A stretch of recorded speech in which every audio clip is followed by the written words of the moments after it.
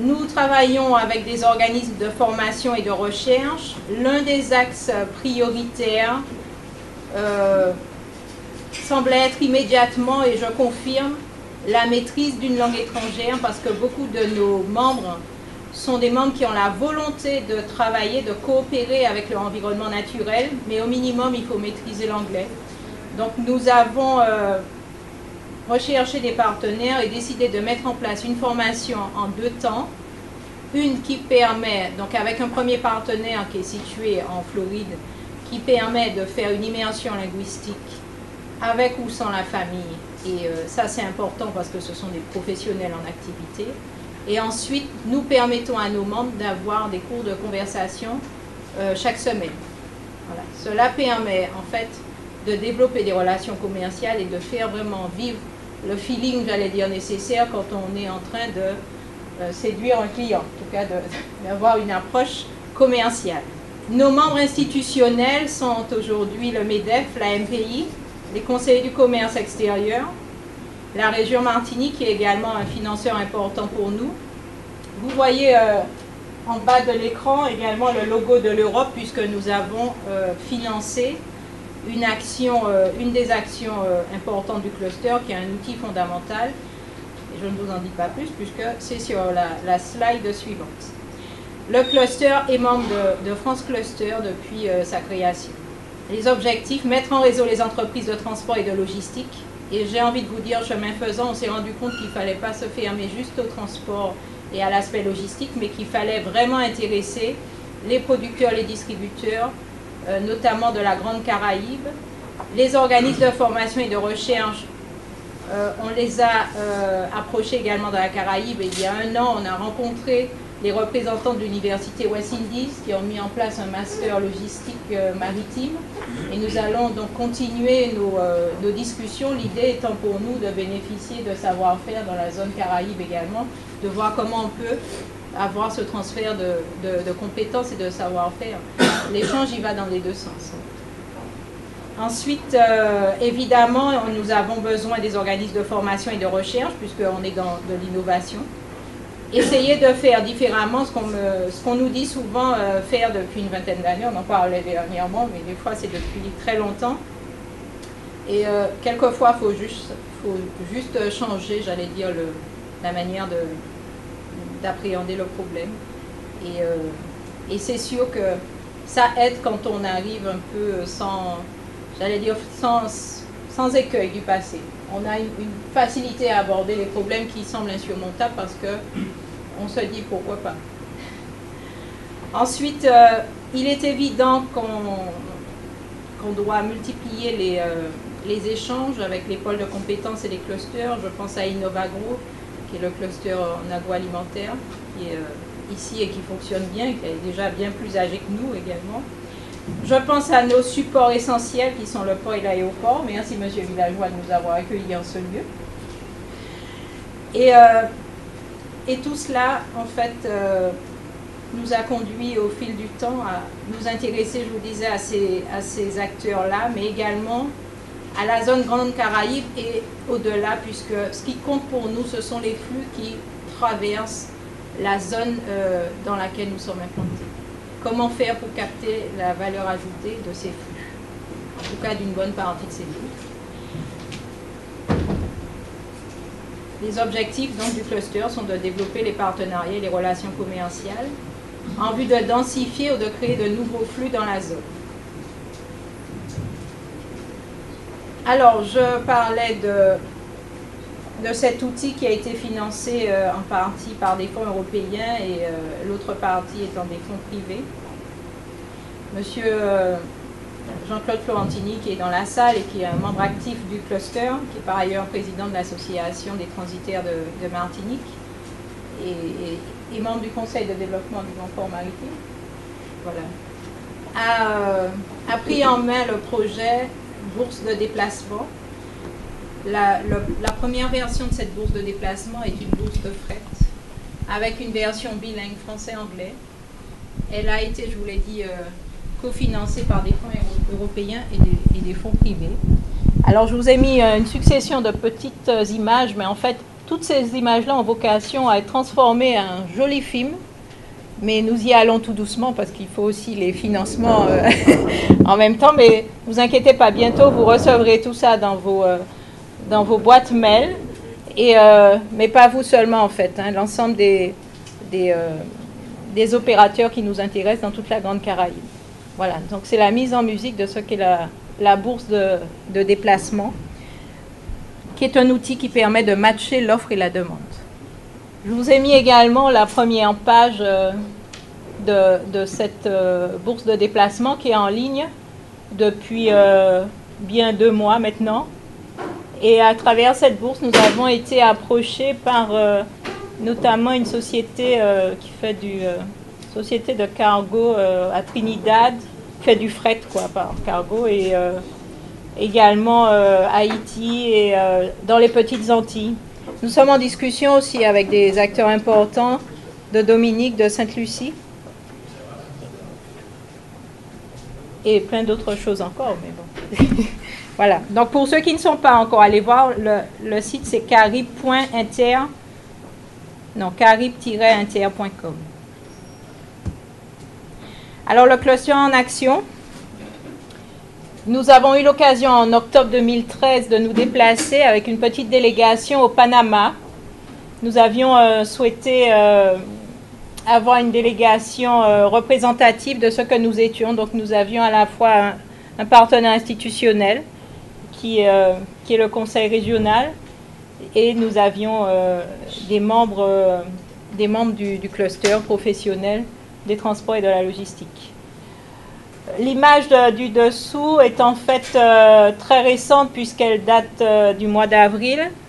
Nous avons 2 membres qui sont partis dans la délégation régionale qui s'est rendue au Brésil. Les 2 membres étaient donc M. Florentini que vous voyez, un monsieur que vous ne voyez pas sur la photo qui est M. Dordogne et qui aujourd'hui a en charge le développement du pôle économie sociale et solidaire, puisque très simplement, dans de nombreux pays, ce type d'économie s'est beaucoup développé. Et faire du groupage pour nous, c'est trouver du volume. Et trouver du volume, dans l'agriculture notamment, c'est rechercher les quantités là où elles sont et leur permettre de grouper. Voilà. Donc, je peux vous dire qu'il y a énormément de retombées, à la fois du Panama, puisque je vous le disais, nous allons être officiellement membres de la Caribbean Shipping Association à Miami très prochainement, donc au mois de mai. Et puis au Para, parce qu'on a eu énormément de retombées mail et nous pensons que nous allons très activement nouer les contacts et faire venir une délégation dans l'autre sens. Et ça, ce sont des actions collectives. Alors, je suis désolée, je ne suis pas douée pour la technique.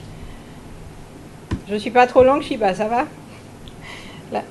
Ensuite, le cluster en action. Je vous ai mis 2 photos de l'un des nombreux ateliers collaboratifs que nous avons eu l'occasion de faire. Qu'est-ce qu'un atelier collaboratif? On prend une thématique donnée et on se doit de... J'ai envie de dire, on met tout le monde dans un shaker, on secoue et à la fin, il y a quelque chose qui en sort. Souvent, ce sont des problématiques qu'on n'arrivait pas à exprimer correctement et aussi des fois des solutions qui s'expriment parce qu'on met des gens qui ne se sont jamais rencontrés ou qui n'ont jamais parlé en ces termes avant et là, il y a des solutions qui émergent. Et je peux vous dire qu'il y a quelques collaborations, étroites collaborations commerciales qui sont nées à l'issue de ces ateliers collaboratifs. Alors, les actions à venir, la signature du partenariat avec le cluster PACA Logistique aujourd'hui même, l'intégration officielle du cluster GATT Caraïbes à la Caribbean Shipping Association, l'arrivée de notre chargé de mission à l'international le 1er septembre 2014. Oui, le cluster est fier de dire que nous avons utilisé le forum de la diaspora pour rencontrer en fait une jeune Martiniquaise et qui devrait nous rejoindre très rapidement. Les missions techniques à faire, nous allons nous appuyer sur des experts et nous allons mener plusieurs missions et notamment la faisabilité pour tout ce qui est transformation mécanique, chimique, physique, agroalimentaire et mise aux normes de produits destinés à l'export entre la Grande Caraïbe, la Martinique et l'Europe. Les ateliers collaboratifs à venir, un atelier important qui est la fiscalité, et je sais que j'ai mon intervenant face à moi, M. Richard Crestor. Un atelier sur tout ce qui est transport biomasse et un partenaire avec lequel je souhaite développer des relations, c'est l'Agence Énergie de Martinique, la société en fait. Je pense qu'il y a des représentants dans la salle, non? Oui, merci. Alors la médiation, tout ce qui a un aspect juridique, parce que là aussi, faire du commerce avec l'international, c'est bien, mais il faut également sécuriser les transactions. Je vous ai parlé de l'économie sociale et solidaire, et puis les opportunités d'affaires en Asie, au Brésil et au Venezuela, et bien plus loin. La mise en ligne de la version 2 est prévue également d'ici la fin de l'année. La version 2 de la bourse de déplacement qui va intégrer la partie transport de personnes et également la traduction en espagnol, en portugais et en chinois mandarin. En conclusion, et pour ne pas faire plus long, le cluster s'inscrit dans une dynamique d'échange avec les grands clusters logistique et transport et activités connexes dans le bassin Caraïbes-Amérique, en France et en Europe, et ça justifie tout le partenariat d'aujourd'hui. Merci de votre attention. Donc la présentation risque d'être un tout petit peu plus longue, je vais quand même essayer de faire bref. Je voulais vous présenter quelques diapositives sur la filière logistique en PACA pour que vous resituiez un peu les enjeux de la filière. Ensuite, je parlerai plus du cluster, à la fois un peu comment il est structuré, et puis ensuite des exemples d'actions pour illustrer ses missions. Donc la filière logistique en PACA, il faut savoir qu'on a un positionnement géographique qui est appréciable, puisqu'on est au carrefour à la fois de l'Est et de l'Ouest et du Nord et du Sud, donc en lien à la fois porte de l'Europe du Sud et directement en relation historique avec tout ce qui est bassin méditerranéen. Il se trouve aussi que nous sommes, pour la Méditerranée, un des seuls ports avec quadrimodal, donc bien sûr maritime, fluvial, un aéroport de fret important, du ferroviaire et en plus des pipes. Donc un poids économique fort de la filière logistique qui n'a pas forcément été reconnu comme tel pendant longtemps, mais notamment lors de la dernière crise, la filière logistique est une des rares filières qui continue à créer des emplois, à minima 1000 emplois par an, même en période de crise. Et donc, au rythme des implantations aussi liées aux grands flux traités par le port de Marseille-Fos, ça peut être plutôt 1500, 2000 emplois d'un coup. Donc, c'est sûr que ça a amené aussi les collectivités à s'intéresser un peu plus à la filière. Néanmoins, en termes de logistique, il y a beaucoup d'enjeux parce que c'est aussi un facteur clé de compétitivité pour les entreprises et c'est aussi un enjeu environnemental parce que le foncier consomme pas mal d'espace. Le port de Marseille-Fos est situé en zone largement Natura 2000, donc il y a aussi toute une réflexion à mener pour développer l'activité logistique sans pour autant avoir des impacts environnementaux négatifs. Alors, le cluster PACA logistique, structuration et mission. Les acteurs du cluster sont diversifiés. Il y a 3 collèges. Le collège entreprise, donc, qui a à peu près 65%. Donc des aménageurs et promoteurs, donc là c'est plutôt immobilier. Des associations professionnelles, par exemple, comptent pour 2 adhérents des associations qui ont fait entre 250 et 300 entreprises. Mais bon, pour moi, ça fait 2 adhérents.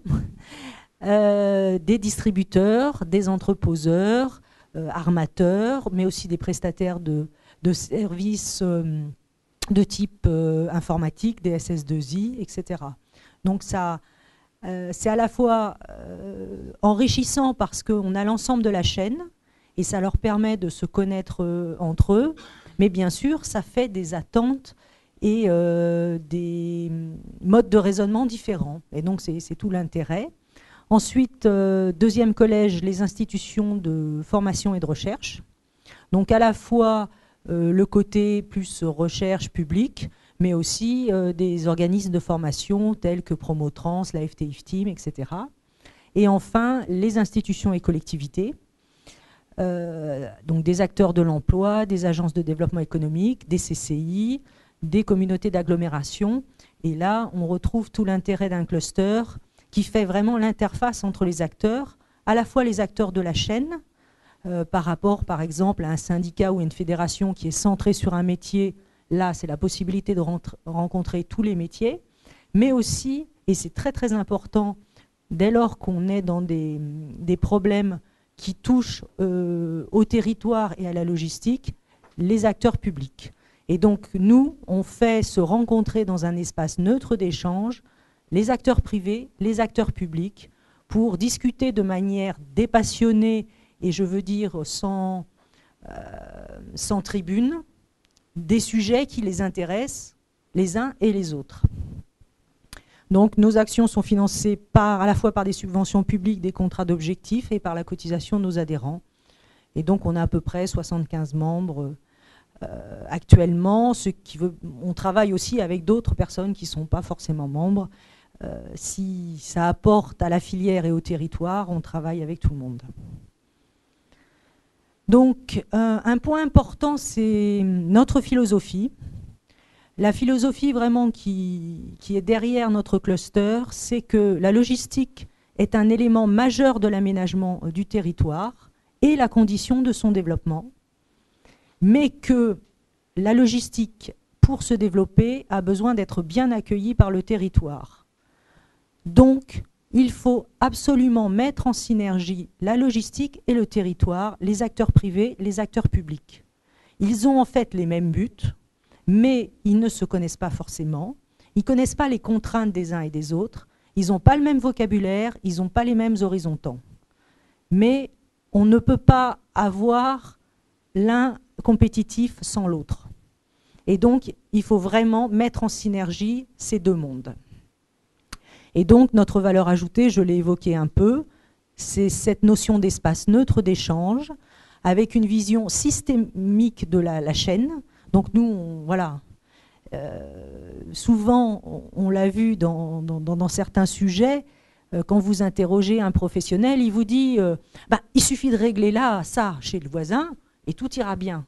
Et puis, on s'aperçoit que non, il ne suffit pas de régler ça chez le voisin, parce qu'il y a tout un effet de chaîne, et ce n'est pas en améliorant, en tout cas pour les logisticiens, ce qu'on dit, la somme d'optimisation locale ne fait pas une optimisation globale. Donc il faut vraiment avoir cette vision transverse, et en plus, l'inclure dans le territoire. Donc on n'est pas hors du sol, donc il faut raisonner à la fois territoire et professionnel, et l'ensemble des professionnels. Et donc, le fait d'être en cluster, effectivement, c'est aussi un moyen de se mettre en réseau, de nouer des contacts, de savoir avec qui on va travailler plus facilement. Donc, c'est aussi une fonction un peu standard de cluster. Ensuite, comme nous sommes assez peu nombreux, puisque nous sommes 3, nous sommes impliqués sur 3 sujets majeurs à la fois pour la filière et pour le territoire de notre région, qui sont à l'interface du privé-public, parce que c'est là où on a un apport par rapport à d'autres. C'est l'attractivité et l'aménagement du territoire, la logistique urbaine, donc la logistique du dernier kilomètre. On a une forte concentration de métropoles en Provence-Alpes-Côte d'Azur, et si les flux logistiques, les grands flux sont bien optimisés maintenant en termes de circulation et de schéma logistique. La livraison au centre-ville est le maillon le plus coûteux, le plus désorganisé, et il est fait par les privés au mieux. Quand c'est fait par des prestataires professionnels, eux, ils optimisent le chargement de leurs camions, leurs tournées, etc. Mais il y a beaucoup de mouvements qui se font avec une camionnette et 2 colis. Et ça encombre complètement la ville. Ça devient de plus en plus dur de livrer, donc ça veut dire aussi que progressivement, le commerce en centre-ville risque d'être pénalisé parce qu'on dira mais on ne peut plus aller chez vous. Et on repartirait sur un raisonnement de zone commerciale en périphérie, ce qui veut dire des flux de voitures, donc des problèmes en termes environnementaux, des problèmes sociaux. On a une population qui vieillit plus, qui est de plus en plus en centre-ville. Il faut qu'elle puisse se ravitailler là où elle est. En plus, il y a toute la problématique du e-commerce. On a de plus en plus de flux qui intègrent les villes. Ils peuvent pas, si on veut, on peut avoir 3 livraisons pour une même famille le même jour. Entre Amazon, Auchan Direct et Chronopost, on ne va pas mettre 3 camionnettes. Donc, il y a des réflexions à mener. Et donc, l'immobilier d'entreprise, donc tout ce qui est foncier, et comme en tout cas en France hexagonale, toutes les activités productives et logistiques ont été rejetées en dehors des villes, à une 30aine de kilomètres. Mais maintenant, comme ce qui se passe, c'est au sein des villes, on multiplie les flux. Les bassins d'emploi sont au sein des villes, c'est là où il y a de la demande, des gens qui sont au chômage, qui n'ont pas la possibilité forcément d'aller à 30 km en voiture pour travailler. Donc il faut absolument réintégrer les activités productives et logistiques en ville. Mais comme le foncier est très cher, il faut trouver de nouveaux concepts pour mixer les activités en hauteur, faire de la logistique sur 2 niveaux, puis du bureau, puis des services, etc. Et donc on mène aussi tout un travail là-dessus. Donc 2 missions en synergie: conforter et développer l'activité des entreprises de la filière logistique. Donc c'est une mission assez standard. Et mettre en synergie logistique et territoire pour un développement durable de PACA.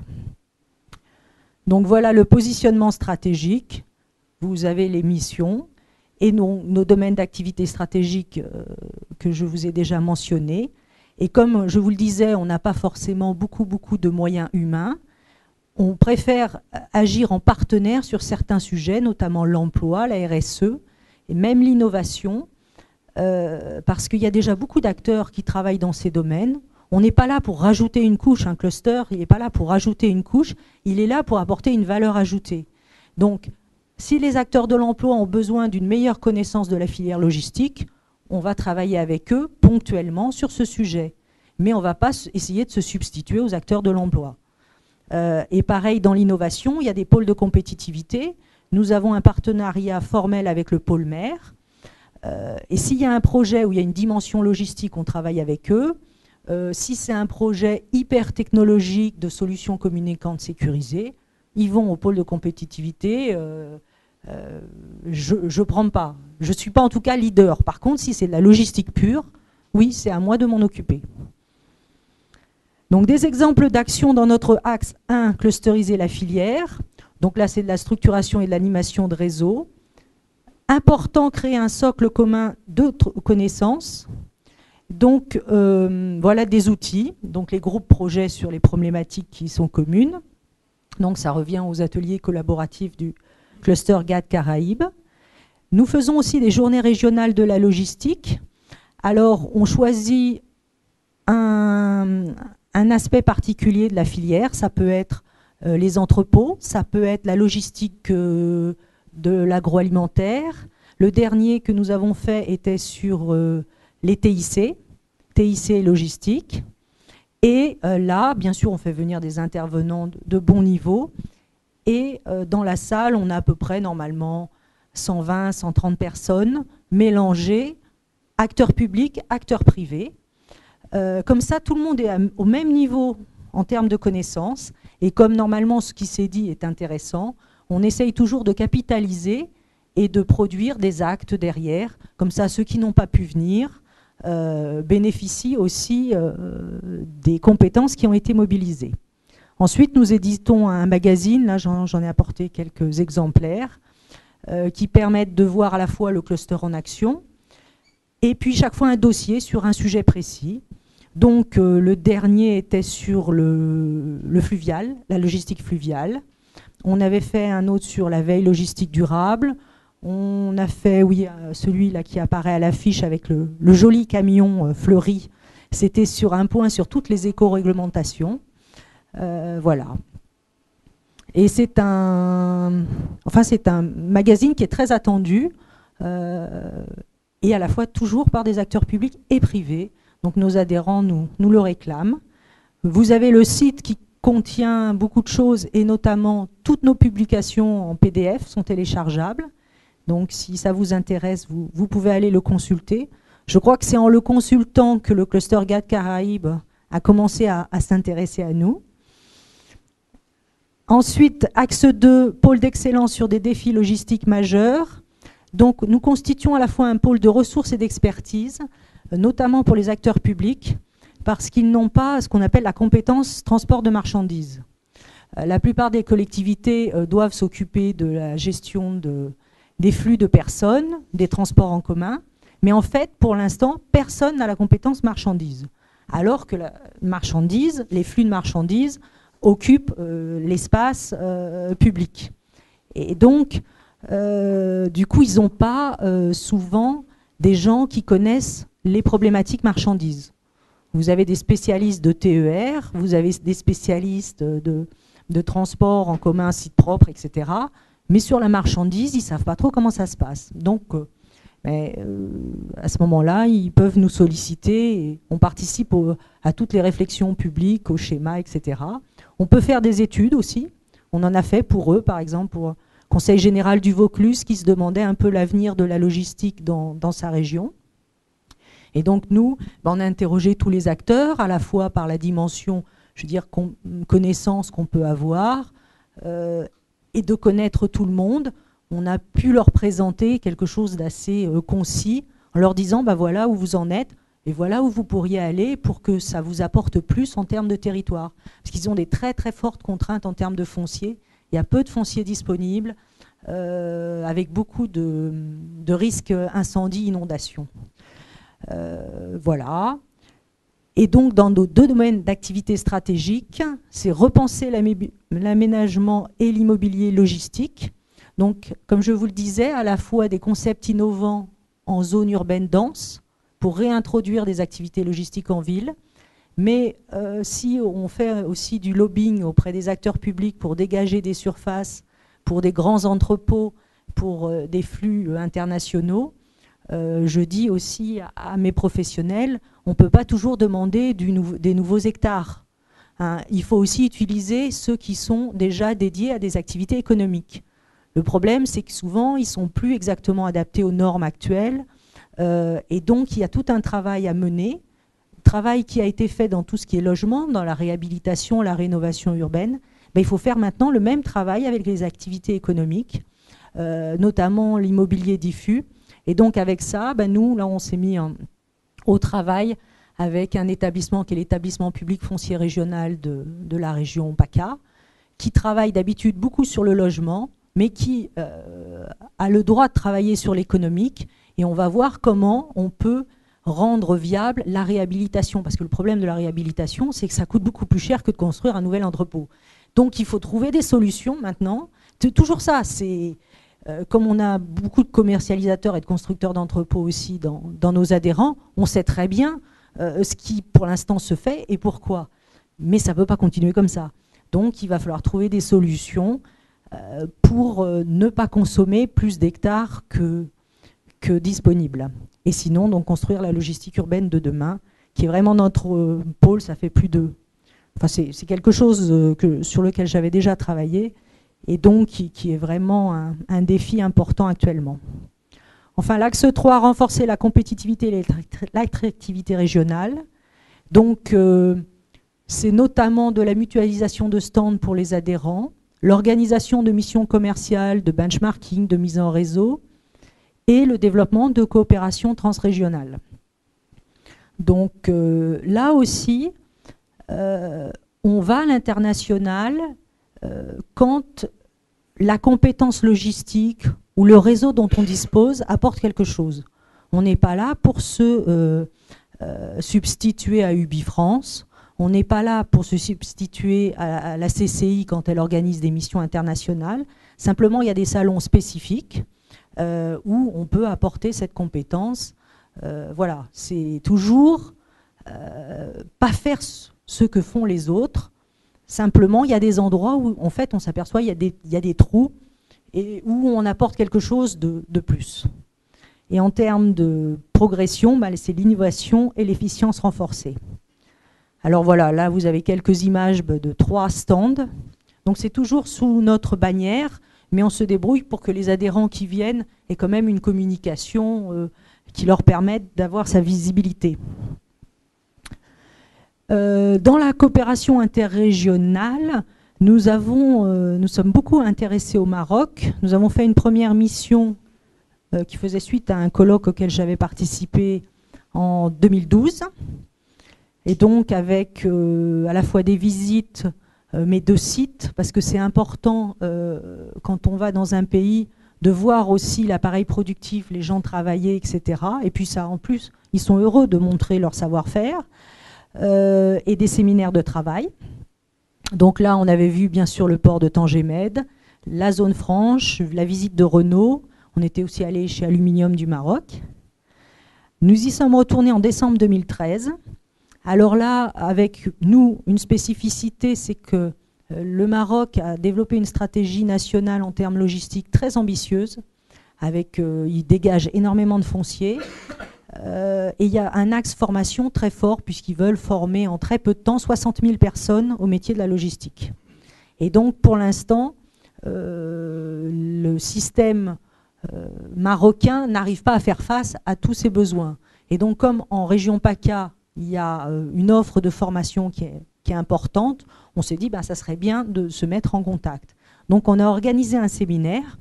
Et ce qui est très amusant dans les séminaires et des clusters, ce qu'on voit, c'est que nos amis marocains étaient ravis parce qu'on avait invité aussi l'agence qui gère justement la stratégie logistique, qui a fait un point dessus. Et les gens disaient « Ah mais c'est super parce qu'on ne savait pas ce qu'ils faisaient, maintenant on est au courant parce qu'ils ne se parlaient pas entre eux. » Et c'est souvent quand vous avez un élément extérieur qui vient et qui réunit que les gens, là, c'était vraiment... les Marocains étaient hyper contents, mais surtout parce qu'ils découvraient des choses de chez eux qui ne se partageaient pas, en fait. Donc et ça arrive très souvent, en fait. Quand vous avez un espace qui vient un peu, ça fait des choses intéressantes. Et donc là, on avait visité... de nouveau le port de Tanger avec son directeur, et puis parler beaucoup de l'extension. Et puis aussi une usine, donc DL Aérotechnologie, qui est du groupe Daher. Donc le groupe Daher qui en plus est un de nos adhérents, donc c'était facilité. Et là, on va organiser à mon retour une mission en Nord-Pas-de-Calais, à la fois logistique urbaine, multimodalité et formation logistique. Donc voilà, là c'est une mission de type benchmarking. Et alors là, c'est assez amusant parce qu'on a 19 personnes, enfin on limite à 19 personnes. Et dans le fait, alors que nous sommes cluster PACA, j'ai plus de la moitié des participants qui sont d'autres régions. J'ai notamment le port de Nantes, l'agglomération nantaise, j'ai des Lyonnais, bon, j'ai quelques gens de Provence, mais je ne sais pas comment c'est diffusé l'information. Mais voilà, c'est une mission qui intéresse bien au-delà de la région. Et donc sinon, un rôle de mise en réseau pour aider à l'émergence de projets collaboratifs, c'est-à-dire entreprises recherche, de la veille. Bon, ça c'est, par exemple, un des derniers projets qu'on a labellisé, Fortrax. Le but est d'équiper les conteneurs d'un système de tracking en temps réel. Alors ça existe déjà, en temps réel un peu moins, mais c'est surtout que les conteneurs pourront être suivis partout. Même quand ils sont sous X couches, en plein milieu de l'océan, ils sont suivis. Il n'y a pas à changer de pile, parce que le système est très technologique et donc les simples mouvements du bateau ou du transbordement rechargent la dite pile. Ensuite, c'est un système où les gens, c'est une location, enfin, on paye la location de données. Donc, enfin, il y a toute une série de choses. Et donc, quand le porteur de projet est venu nous voir avec ce projet, bon, qui est un projet énorme, hein, c'est financé par CANR, il y a 3 pôles de compétitivité, etc. On leur a dit, bon, mais vous voulez le tester, mais vous avez rencontré là, les opérateurs de la place et vous êtes mis en contact avec MGI qui fait le système AP+, parce que là, il y a des passerelles. Ah non, non, non, parce qu'ils étaient restés vraiment. Et nous, bah, on a fait le lien avec les opérateurs et aussi le réseau. Et donc, ils se sont mis à la fois à travailler avec MGI et avec l'école des Bines, site de Gardanne, qui avait des briques intéressantes. Voilà, donc ça, c'est un des travaux que peut faire le cluster, c'est cette mise en relation, parce qu'on connaît un peu tout le monde, et on se dit, ah, mais ton problème, il pourrait être adressé par machin, tu devrais aller voir. Et donc sinon, progresser pour une meilleure intégration de la responsabilité sociale des entreprises. On a toujours ce rôle de facilitateur. On sait tous que les acteurs publics mettent énormément d'argent dans la formation, dans l'emploi, et les entreprises, le plus souvent, elles ne le voient pas, elles ne comprennent pas. Il y a 36 acteurs. À la fin, en tout cas en région PACA, ils disent moi, si j'ai besoin de personnel, je passe par une agence d'intérim. Au moins, j'ai un interlocuteur, il me connaît, parce que je ne sais pas si je dois aller là, ça me prend la tête. Et donc, on essaye, à travers là, cette publication, de faciliter le chemin, la rencontre entre le demandeur et l'entreprise. En plus, il se trouve que grâce à des subventions régionales, nos membres peuvent bénéficier, par exemple, de formation à 60 € hors taxe. La formation. Donc, le CACES revient à 60 € hors taxe. 60 heures de cours de langue, 60 €. Donc, c'est pas désagréable non plus. Bon, ça, c'est lié à une subvention particulière. Et sinon, toujours dans cette mise en réseau, et j'en ai fini, je vous rassure, on organise ce qu'on appelle les cafés de la logistique, donc c'est 2 heures. Il y a souvent une visite d'un site et aussi un partage par la personne qui nous accueille sur une thématique. Par exemple, on avait visité des entrepôts de Steph. Donc on avait discuté sur la logistique du fret en ville. Là, c'était l'arrivée du TGV postal. Donc on était chez Colipost, donc on a bien vu aussi toutes les problématiques liées au e-commerce, etc. Enfin, c'est des endroits... Là, on en a un qui a lieu le 15, qui est sur une plateforme urbaine. On va visiter Auchan Direct. Et on n'a pas suffisamment de place. On a fait des listes d'attente. Voilà. Donc, Cluster PACA, animateur du réseau logistique en PACA et maintenant partenaire du cluster GAD Caraïbes. Merci beaucoup. Est-ce qu'il y a des questions, des observations dans la salle? N'hésitez pas, c'est maintenant. Merci, c'est très bien ce que vous avez présenté parce qu'on a beaucoup de similitudes en Martinique, en particulier le prix des terrains, le vieillissement de la population, parce qu'on s'est enorgueilli de vouloir développer la silver economy, parce que nous avons plus de vieillards, paraît-il, que vous, ça m'étonnerait. Enfin bon, c'était pas le but, c'était de savoir, dans votre organisation, vous êtes 3 à organiser le cluster, mais est-ce que dans les 75 membres, vous avez des participations de prestations ou à la demande, vous pouvez demander des prestations au profit du cluster, en particulier sur le plan de la structuration de documents, que les documents soient standardifiés, que les méthodologies soient les mêmes, etc. Est-ce que vous avez une approche de ce type-là? Ben, en fait, concernant, je dirais, les thématiques communes, on a une mobilisation de fait des compétences de nos adhérents. Par exemple, toutes les réflexions sur l'immobilier, on peut s'appuyer sur justement la diversité des profils. On a les constructeurs d'entrepôts, les aménageurs, des commercialisateurs. Donc on a intégré des urbanistes, architectes. Donc là, et simplement, les gens sont bénévoles parce qu'ils veulent avancer, ils savent qu'il faut avancer et qu'on leur propose de travailler sur quelque chose d'intérêt général. En plus, dans l'immobilier, c'est assez amusant parce que c'est un milieu très très concurrentiel, mais ils adorent se voir. Enfin, ils adorent se voir, même si c'est très compliqué parce qu'il y a toujours un rendez-vous. Alors, c'est difficile de les réunir. Mais je vois, on a un stand donc, dans un salon immobilier. Et alors, il y a souvent des gens qui ne sont pas adhérents chez nous, mais bon, qu'on connaît parce que. Hein, mais le plus souvent, ils ne viennent pas se rencontrer chacun l'un sur leur stand ou l'autre. Non, ils viennent sur notre stand et on voit des concurrents, mais avérés, hein, qui sont là en train de discuter. Ben pourquoi ? Parce que, bien sûr, il y a de la concurrence, mais il y a aussi besoin de beaucoup de réseaux, parce qu'il y a des fois des affaires que vous n'avez pas de terrain, vous n'avez pas la possibilité, mais vous connaissez telle personne, c'est pas tellement d'entreprise à entreprise, mais telle personne, surtout que c'est un milieu où il change beaucoup d'endroits, et vous dites, bon, écoute, j'ai entendu dire, peut-être tu devrais te mettre en relation, il y a peut-être quelque chose à faire. Et, entre parenthèses, à charge de revanche. Et donc, cette mobilisation, je dirais, de compétences bénévoles, ça, on l'a. Ensuite, il nous arrive, parce que justement, on est trois, par exemple, l'étude qu'on a faite pour le Vaucluse, on ne pouvait pas la faire seule. Et donc, dans ce cas-là, nous, on fait un appel d'offres, mais qui n'est pas aussi lourd. Du coup, c'est vrai que ça intéresse aussi les collectivités pour ça, parce que c'est beaucoup moins lourd qu'un appel d'offres public. Mais on n'exclut pas dans la réponse si c'est un adhérent. Je sais qu'il y a d'autres clusters où, mais c'est très hypocrite, ils disent à des gens avec qui ils travaillent, n'adhérez pas, comme ça vous pouvez répondre. Bon, moi je préfère que ça soit plus transparent.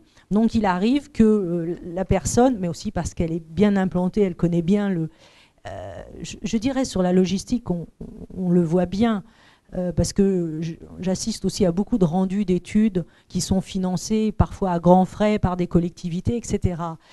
Souvent on a des cabinets parisiens et machin. Bon, c'est bien. Il y en a qui peuvent avoir des méthodologies intéressantes, mais il y en a, ils ne connaissent pas du tout la région.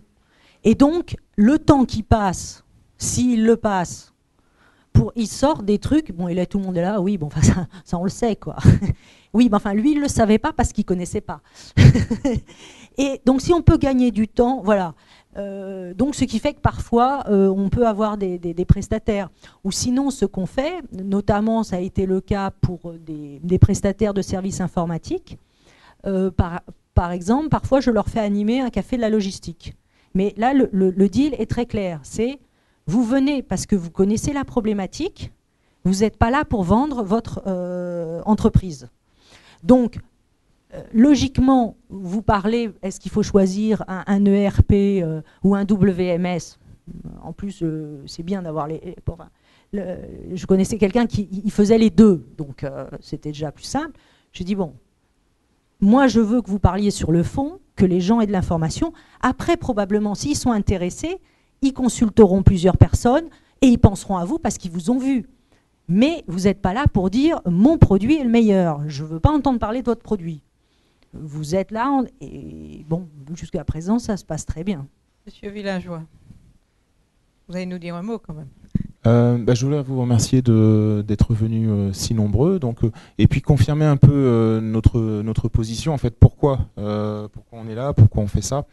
Tout simplement parce que je pense que le Grand Port Maritime croit dans le fonctionnement en réseau. C'est-à-dire que le travail collaboratif et le mode de fonctionnement réseau sont, je pense, une réponse tout à fait adaptée à un environnement concurrentiel. Nous sommes dans un environnement de compétition exacerbée. Hein. La Grande Caraïbe est une belle idée, mais il va falloir nous confronter à des compétiteurs qui ont des atouts. Et donc, nous sommes sur cet environnement.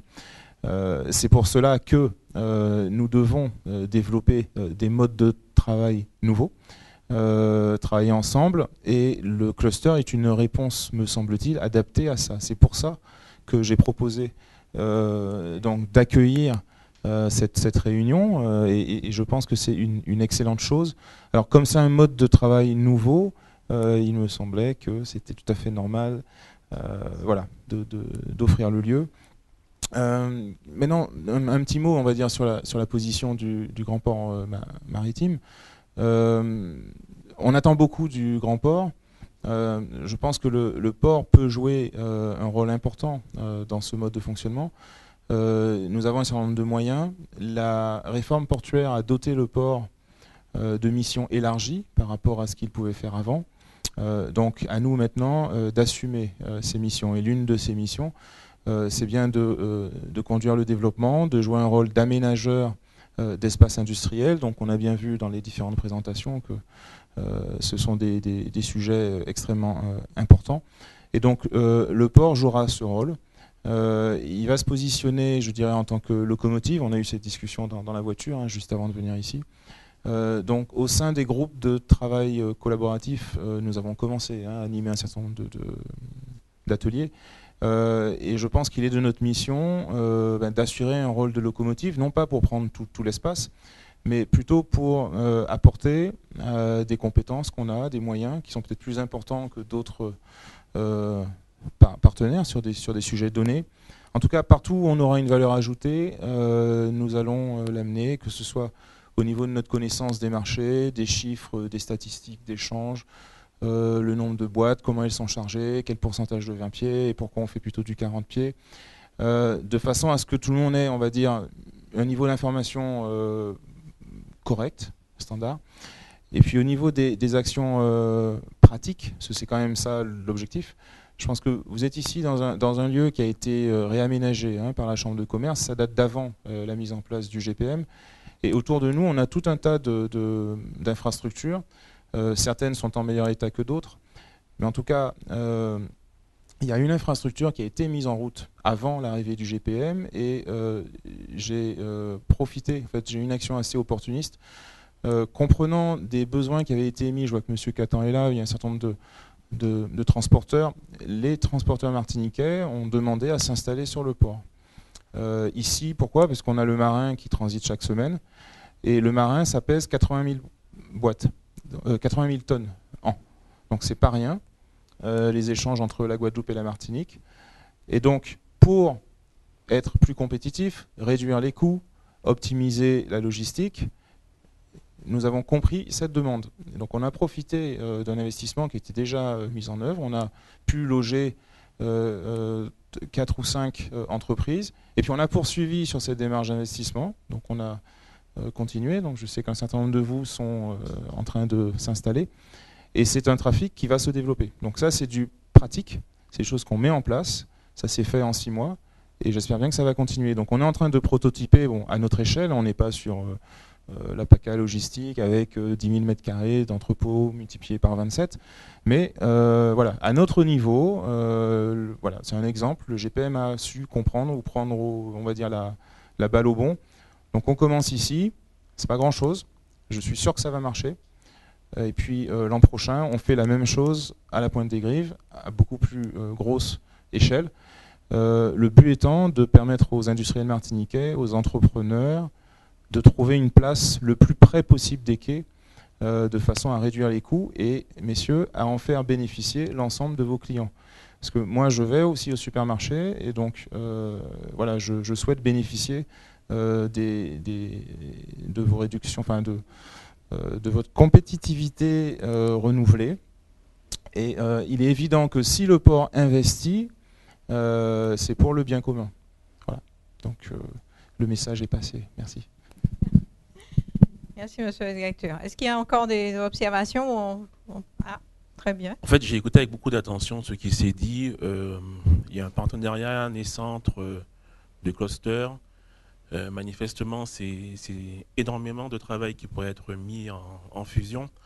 Maintenant, la question est de savoir quelle est l'impulsion qui a été donnée pour que tout ça puisse se mettre en place. Parce que nous sommes quand même dans une situation qui est assez réfrénée, on va dire, au niveau du développement, au niveau de l'économie. Qu'est-ce que les clusters ont prévu justement pour impulser la demande, puisque c'est la demande qui va permettre que tout ça puisse se mettre en place? Qu'est-ce qui a été mis en place justement pour impulser la demande? Aujourd'hui, je reprends rapidement, le cluster met en présence des partenaires commerciaux, notamment. Si aujourd'hui vous avez une économie qui est, on va dire, affaiblie, il nous appartient de trouver de nouvelles sources de développement. Et je crois que c'est ce que le cluster met en place en dynamisant aujourd'hui un réseau de partenaires qui n'existait pas il y a 1 an et demi. Maintenant, nous n'avons pas encore les outils pour mesurer, mais on vous dira, le port mesure ses transactions, l'aéroport mesure tout ce qui sera du transport de marchandises. On saura dire si on a augmenté, si on a diminué, s'il y a de nouveaux interlocuteurs, si ça émane de la dynamique cluster ou pas. Hein. Est-ce que je réponds à votre question? Voilà. Donc, maintenant, le cluster n'a pas vocation à remplacer un partenaire qui serait institutionnel. Hein. Le cluster est vraiment un lieu où chacun vient mettre ce qu'il a, j'ai envie de dire, si possible, de meilleur en lui. Hein, c'est vraiment ça. Enfin, je ne sais pas si tu peux préciser l'idée. Hein, le cluster ne fait pas pour vous. Hein. Il ne va pas faire à votre place, hein, c'est sûr. Et il n'a pas de baguette magique. Simplement, il va vous faciliter l'accès à un certain nombre de marchés et de partenaires. Oui, pour compléter, on est sur un marché, on va dire, captif. Il est difficile, enfin la comparaison entre PACA et Martinique, c'est que PACA est un corridor d'entrée, hein, c'est un axe. Donc, les industriels, c'est un axe, hein, bon, les industriels, les opérateurs peuvent se mettre en commun et on mesure la performance simplement en mesurant le développement de trafic, tout simplement entre Marseille, le canal Rhône, etc. Bon, nous, à la Martinique, il n'y aura pas ce développement, puisqu'on a une population de 400 000 habitants, donc il n'y a pas à attendre, je dirais, de développement au-delà du 0,5%. Il n'y aura pas de développement de commerce ou de flux en entrée ou en sortie, il y en aura peut-être un peu, mais en entrée, il n'y en aura pas beaucoup. Ce qu'on aura par contre sur ces flux d'entrée-sortie, si on travaille bien, c'est une baisse des coûts. Donc l'indicateur, je dirais, au niveau de ce qu'on va mettre en œuvre, pourrait très bien être.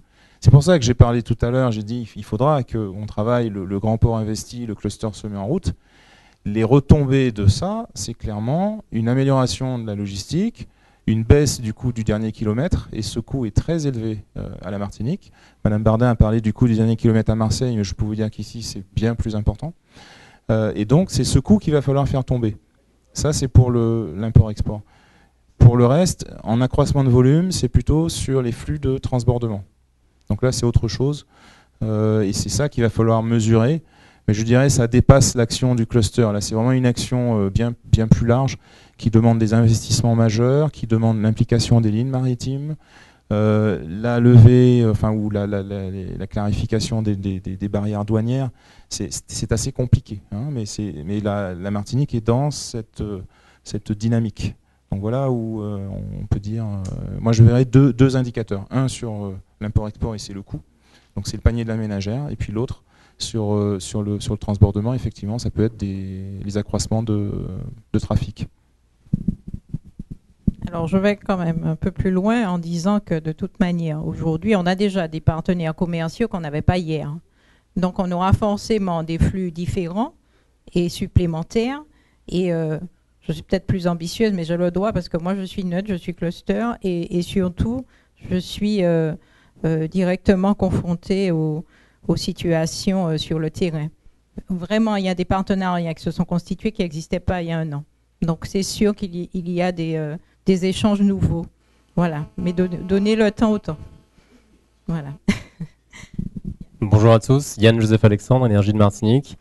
Alors, j'ai une question à Madame Bardin. Je souhaiterais savoir quels sont, selon vous, les principaux faits d'armes du PACA logistique, du cluster PACA logistique.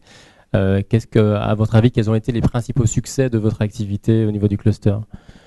La question derrière, c'est de savoir aujourd'hui, donc les clusters effectivement mettent en commun des idées, des initiatives et permettent de faire converger des membres d'un secteur vers des idées et des solutions communes. Mais du coup, selon vous, quels ont été vos principaux succès? Alors, déjà, quand nous sommes arrivés, une question continuait à se poser à Marseille. Il faut savoir que Marseille, on dit le port de Marseille-Fos, mais en fait c'est deux ports. Enfin c'est deux ports. C'est le même port, mais avec une distance de 50 km. Et donc, quand on est arrivé, le port historique, donc ce qu'on appelle les bassins Est, à Marseille, il y avait encore un certain nombre, voire un nombre certain de personnes qui disaient il ne faut plus faire de marchandises dans Marseille. Mettons des croisières, mettons des marinas. Et c'était vraiment un gros débat. Le problème, comme je vous l'ai dit, c'est que, mine de rien, les métiers logistiques et le traitement des flux, ça crée des emplois. Ça crée des emplois qui sont ouverts à tous, et notamment aux personnes les moins qualifiées, ou ceux qui, pour une raison ou pour une autre, ont abandonné leur scolarité. Et donc, vous aviez une ville qui est quand même une des plus pauvres de France, avec un taux de chômage très élevé. Et on disait, ah, les enfants, on va se tourner, le tourisme exclusif, on va faire des marinas. La question est, et les gens, ils vivent de quoi? Vous les parquez dans les quartiers nord, vous mettez des barbelés, vous leur offrez aucune possibilité de sortie. Et donc je crois qu'une des actions du cluster, ça a été notamment il y a toute une opération de rénovation urbaine qui s'appelle Euroméditerranée et qui empiète en partie sur les terrains du port. Et ils voulaient vraiment, eux, ils voulaient faire le front de mer, les bureaux, les commerces et toute la logistique, parce que sur les bassins se traitent surtout les flux courte distance avec le Maghreb, mais aussi le stockage des conteneurs, etc. Ça, on les mettait ailleurs. Oui, mais enfin, en les enlevant, aussi, je veux dire, la manutention, la réparation de containers, des choses comme ça, on mettait vraiment à bas l'économie et on allait aggraver le problème. Donc je pense qu'un de nos principaux succès, ça a été de faire admettre que dans le périmètre d'Euroméditerranée, qui est un pôle tertiaire, machin, etc., très bien, eh ben, la logistique, il fallait la garder.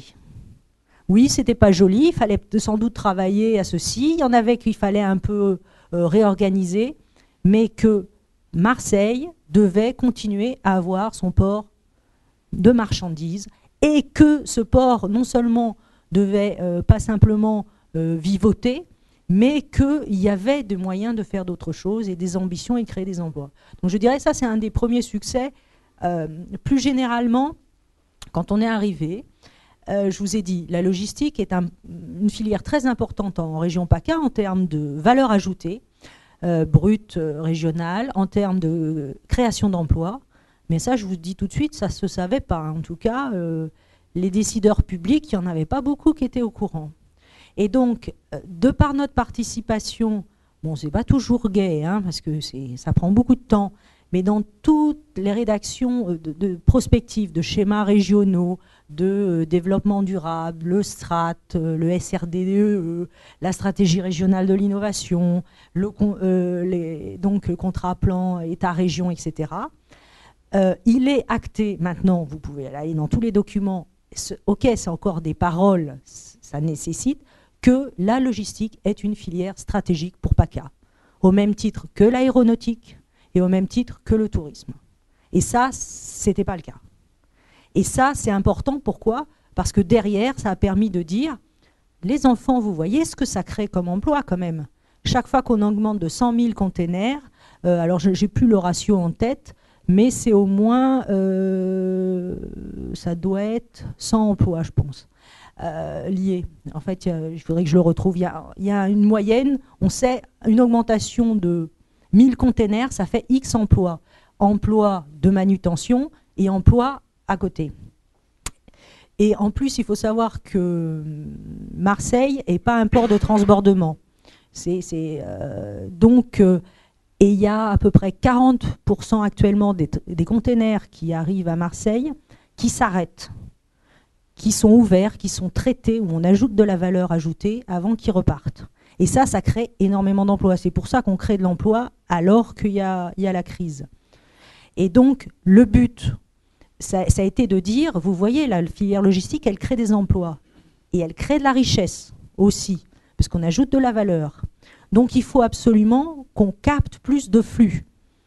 Mais pas pour les voir passer sur un train, pas pour les voir remonter sur une barge, et a fortiori pour les voir sur des camions, parce qu'après, il y a des problèmes. La desserte du port de Fos, c'est pas encore idéal sur un plan routier, etc. Donc on se bat aussi beaucoup pour ça, pour dire il faut faire la desserte du port de Fos, etc. Mais du coup, on a pu dire, vous voyez, ça crée. Ah ouais. Eh ben, il faut en tirer les conséquences. Les conséquences, c'est que si on veut attirer des entreprises comme Ikea, comme Maison du Monde, comme Castorama. Castorama vient de sortir 120 000 m². Bon, ben dans 120 000 m² d'entrepôt, vous avez quand même un sacré paquet de travail. Et donc, mais pour ça, il faut dégager du foncier. Il faut accepter de réserver du foncier pour les activités logistiques. Et donc ça, je suis sûre que ça, là, je sais qu'on a agi et que ce message qui n'existait pas, il est passé. Je dirais, bon, après, sur les marchandises dangereuses, il y avait un problème. Depuis 20 ans, paraît-il, eh ben, a priori, 80% du problème est résolu parce qu'on a mis tous les acteurs privés et publics autour de la table, sans a priori, éventuellement en allant les voir en tête à tête, confidentiellement, pour savoir la vraie réalité des choses. Et tout le monde a mis de la bonne volonté, et l'État, et le port, et les transiteurs, les armateurs, les transporteurs, les manutentionnaires, etc. Et on a trouvé une solution qui coûte rien à personne, mais qui évite de stationner des remorques dans des lieux donc de marchandises dangereuses, dans des lieux qui ne sont pas faits pour.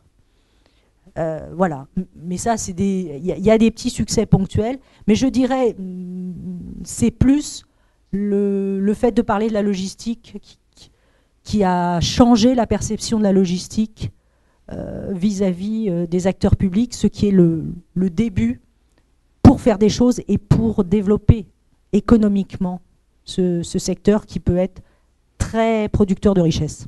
Oui, bonjour madame. J'aurais beaucoup de questions à poser, mais je m'en tiendrai à une ou deux, si vous voulez bien. Quelle est la limite que se fixe le cluster de façon globale et générale? Est-ce que le cluster se fixe des limites? Parce que vous avez parlé, je crois que c'est madame Sandra Casanova qui en a parlé, d'espace neutre. Est-ce qu'un espace neutre, est-ce qu'un espace qui se définit comme étant neutre peut apporter un plus au développement économique? Parce que derrière tout ça, c'est le développement économique qui est visé.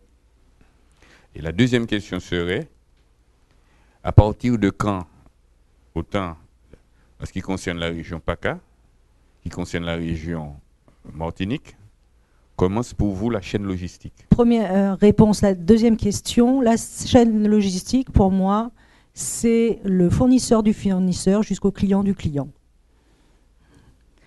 Voilà. Donc, c'est très transversal. C'est un peu dur à faire comprendre souvent, les gens, quand on dit la logistique, souvent, et c'est pour ça aussi que c'est important de faire pas mal de diffusion d'informations, qu'on insiste aussi beaucoup sur notre rôle de pôle de ressources, c'est que pour notamment les décideurs publics, la logistique pour eux c'était des camions, des boîtes de chaussures où on rentrait des choses et qui sortaient. J'ai dit, attendez, je vais vous emmener voir des entrepôts et vous allez voir qu'il se passe des trucs dedans. Et qu'on n'est plus dans des entrepôts, on est de plus en plus dans de la finition de production. Le logisticien, il est de plus en plus près de la production puisqu'il finit les produits. Et il est de plus en plus près de la distribution, puisqu'il se fait des services à la place du distributeur. Et j'ai dit, dans certains entrepôts de prestataires logistiques de grosse taille, vous avez des équipes marketing qui font les têtes de gondole, vous avez une foultitude de métiers. Et donc un entrepôt logistique, c'est effectivement des caristes, c'est des préparateurs de commandes, mais vous avez les électriciens, les mécaniciens, tout le système informatique, vous faites de la facturation, vous faites du service après-vente. Ah ouais, non, il y a tout ça. Et oui, il y a tout ça. Ah bon. Donc voilà, la chaîne logistique, c'est la supply chain. Et donc, espace neutre, est-ce que ça permet de de créer du développement économique. Je vous dis, la logistique, elle n'est pas hors sol. Donc il faut qu'elle tienne compte du territoire. La limite que nous, on se fixe en tant que cluster, dans nos actions, c'est est-ce qu'on apporte de la valeur ajoutée et plus de valeur ajoutée que quelqu'un d'autre. Si quelqu'un d'autre fait le job, le fait à peu près bien, même si on se dit, ah ben nous, tiens, on pourrait faire ça plus de... Mais bon, moi je vais là, je le dis le plus souvent, je vais là où personne ne va. Parce que sur les sujets, éventuellement, dont personne ne veut. La logistique urbaine, personne n'en veut. Parce que j'ai recruté une chargée de mission, au bout de 3 ans, j'ai réussi à financer son poste. Et je lui ai dit, bon, vous êtes optimiste? Oui, non. J'ai dit, parce que je vous dis tout de suite, le boulot que je vous donne, c'est désespérant. Parce que vous allez bosser comme une dingue, vous n'allez rien voir avancer, et vous n'aurez jamais la solution. Mais simplement, on va progresser petit à petit. Et oui, on a, par exemple, comme succès, en logistique urbaine, on en a fait pas mal. Là, je pense que on a fait franchir un pas très important là où on est. Et donc, l'espace neutre, de faire rencontrer des gens qui ne se parlent pas, de faire se comprendre les gens et comprendre le métier des autres, et intégrer les contraintes des uns et des autres, ça permet de supprimer déjà donc, des problèmes. Donc ça, c'est bon pour le développement. Mais c'est surtout que quand vous rencontrez des gens avec qui vous n'avez pas l'habitude de travailler, ça donne des idées aussi. C'est ça aussi. Ça donne des idées de se dire « Ah ouais, mais toi tu fais ça, machin. Mais je connais quelqu'un qui que quoi donc où. » Et vous mettez ensemble des gens, et on a beau dire, on peut être super intelligent tout seul, mais on reste tout seul. Et en se confrontant avec les autres, on développe beaucoup de choses. Donc nous, voilà, on se positionne là où personne ne veut, mais où on pense que c'est important. Et nos critères de choix, c'est est-ce que ça apporte à la filière, est-ce que ça apporte au territoire. Si ça concourt au bien général, enfin, nous, on perçoit comme le bien général, et qu'il faut le faire, et que c'est vraiment le plus important, parce qu'il y a plein de choses qu'on pourrait faire, mais on n'a pas les moyens de faire, eh ben on y va. Et par contre, si après il y a quelqu'un qui dit « Ah, mais c'est super, je veux y aller », tu veux y aller, vas-y, moi je vais aller ailleurs. Je passe le relais. Mais on aura fait avancer les choses.